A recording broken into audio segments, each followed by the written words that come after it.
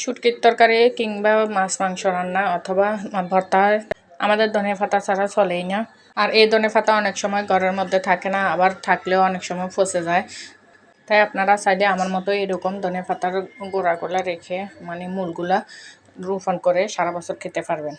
বিশেষ করে শ্যামা ধনিয়া পাতাটাই মূলটা রোপণ করা যায়, অন্য কোনো ধনিয়া পাতার মূলটা রোপণ করা যায় না।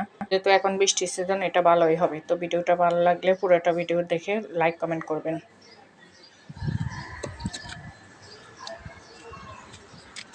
কি করেন? আমি সারা মাস ধনিয়া পাতা কাঁচামরিচ এগুলি কিনতে হয়, অন্য অন্য জিনিস না লাগাই চিন্তা করছি শুধু ধনিয়া পাতা এবং কি কাঁচামরিচ কীভাবে লাগানো যায় সারা বছর, যাতে কিনে না খাইতে হয়। তার কারণ 1 কেজি কাঁচামরিচ মাঝে মাঝে 400 টাকার উপরে হয়ে যায়। ধনিয়া পাতা তো বরাবর 1 কেজি 400 টাকা থাকে।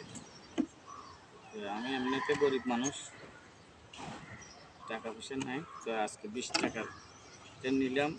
3, 4, 5, 6, 7, 8, 9, 10, 11, 12, 13, 14, 15, 16, 17, 18, 19, 20, 21, 22 মনে হয় আজকে এইটাই সস্তা দিয়ে আনছি।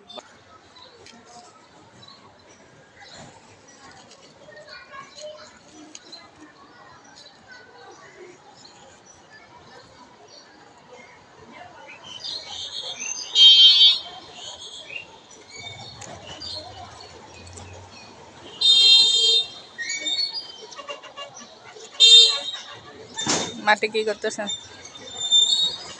মাঠে সবজি লাগাইতেছি। মাটিগুলা এগুলা এর উপযোগী দেখতেছি, চাষাবাদের উপযোগী।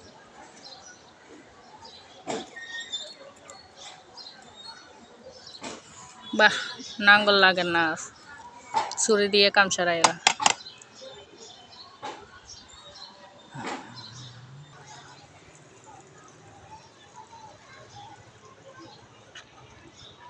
এত দূরত্ব রাখেন? এত দূরত্ব রাখতেছি।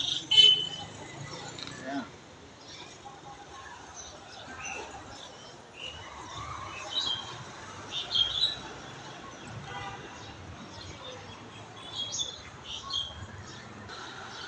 মাশাআল্লাহ, রোপণের গাছ কিন্তু সুন্দর আছে।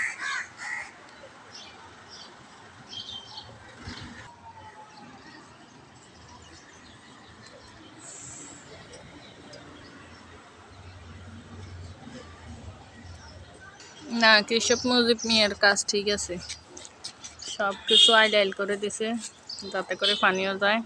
বৃষ্টিতে তো হবে, ধনে পাতাগুলো মাশাআল্লাহ খুব ভালো হবে আশা করি। এই যে ধনে পাতার এই গাছগুলো গত বছর লাগাইছি, এখনো পর্যন্ত আছে মাশাআল্লাহ। তো এই জন্য এই বছর আবার লাগাইতেছি। তো ভিডিওটা ভালো লাগলে অবশ্যই লাইক কমেন্ট করবেন। সবাই ভালো থাকেন, আল্লাহ হাফেজ।